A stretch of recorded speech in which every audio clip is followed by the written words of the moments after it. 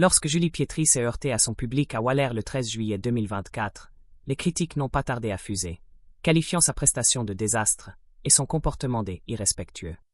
Les réseaux sociaux et la presse se sont enflammés, dépeignant une artiste en perte de contrôle, insultant ses fans et quittant la scène en colère. Mais derrière ce moment capturé sur vidéo, se cachait une vie entière de pression accumulée, de douleurs enfouies et d'histoires personnelles que le public ne pouvait pas voir. Ce soir-là n'était pas un caprice isolé, mais le point de rupture d'années de souffrances silencieuses, des relations toxiques, un cancer récent, la perte de son père et un traumatisme d'enfance profond. À 69 ans, la voix emblématique derrière Ève, Lève-toi, un hymne à la résilience, révèle enfin ce qu'elle a enfoui pendant des décennies. Il m'a complètement détruite, confie-t-elle à propos d'un ex-partenaire abusif. Cette soirée à Waller, loin d'être une simple crise, était le fruit d'un passé que beaucoup soupçonnaient mais que personne n'avait imaginé dans toute son ampleur. Voici l'autre version de l'histoire, celle d'une femme qui a tout enfoui jusqu'à ce que le poids devienne insupportable. Une enfance marquée par la guerre et l'exil. Les racines du traumatisme de Julie Pietri remontent à ses premières années, bien avant les lumières de la scène et les succès des années 80. Née en 1955 à Alger, en pleine guerre d'indépendance de l'Algérie, Julie grandit dans un climat de violence et d'instabilité.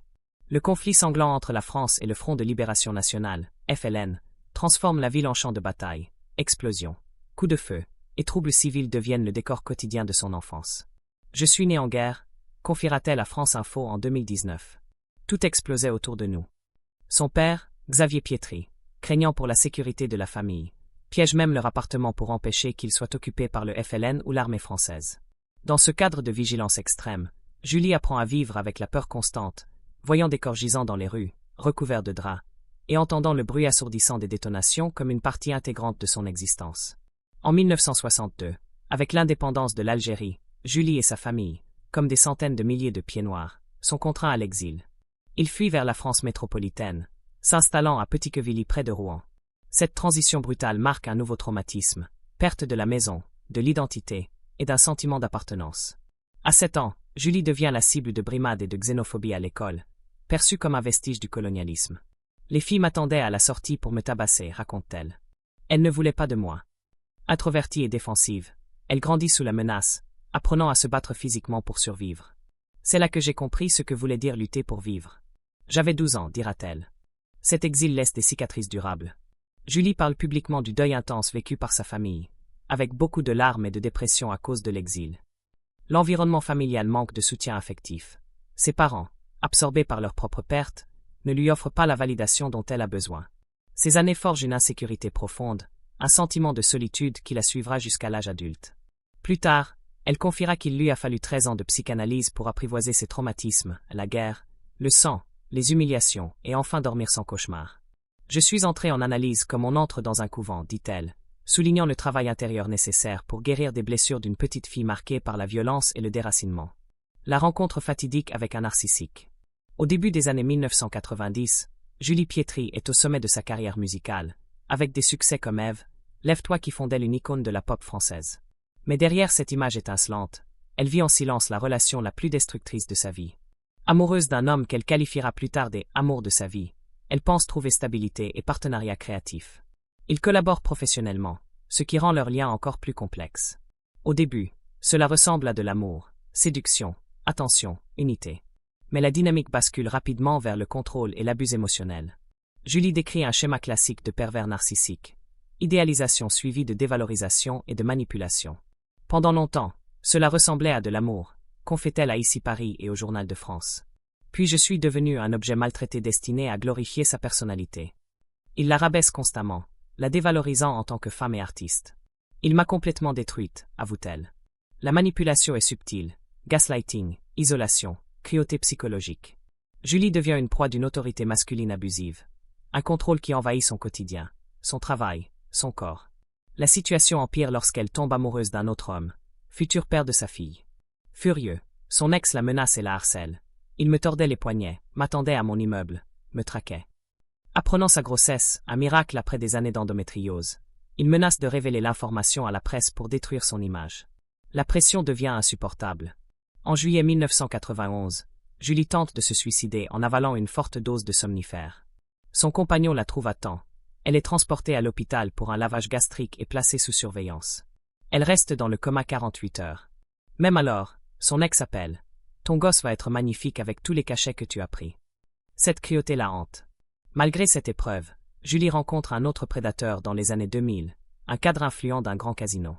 Séduisant au début, il passe de cadeaux somptueux à l'humiliation.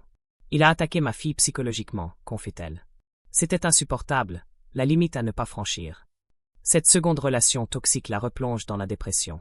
Je n'étais pas aussi guérie que je le croyais, admet-elle. Ces gens savent qui viser, ils sentent vos failles. Julie se retire des médias traditionnels, évitant la télévision et les événements promotionnels, préférant des tournées internationales et des concerts live loin de la presse française. Certains interprètent son silence comme une crise mystique, mais c'est une protection contre la déformation de sa vérité. Julie reprend des concerts choisis, se reconnecte avec son public via des tournées nostalgiques comme Star 80 et Âge tendre. Elle parle prudemment de ses séquelles. Un homme qui vous humilie ne vous aime pas. Il est incapable d'aimer. Devenue voix officieuse pour les survivantes de violences narcissiques, elle met en garde contre la manipulation. Sa fille Manon, née en 1992, est son miracle et sa raison de survivre. C'est l'amour de ma vie, elle m'a sauvée de la dépression, dit-elle. Manon, aujourd'hui adulte travaillant dans l'événementiel et fiancée à un architecte paysagiste, reste proche de sa mère. On s'est protégés mutuellement. C'est ma meilleure amie, confie Julie. Le scandale de Waller, un point de rupture. Le 13 juillet 2024, lors d'un concert à Waller, Julie Pietri vit un moment qui cristallise ses luttes. Ce qui devait être une soirée nostalgique tourne au cauchemar. La police et la presse accusent Julie d'insulter le public et de quitter la scène en colère. Le maire, Salvatore Castiglione, qualifie sa prestation de ratée et son attitude odieuse. Des spectateurs rapportent des insultes et un refus de selfies. Julie dément. Ai-je déjà insulté quelqu'un? Était violente? C'est de la folie. Elle explique son malaise face aux enregistrements incessants. On ne peut pas filmer un concert entier et le diffuser gratuitement. C'est du vol.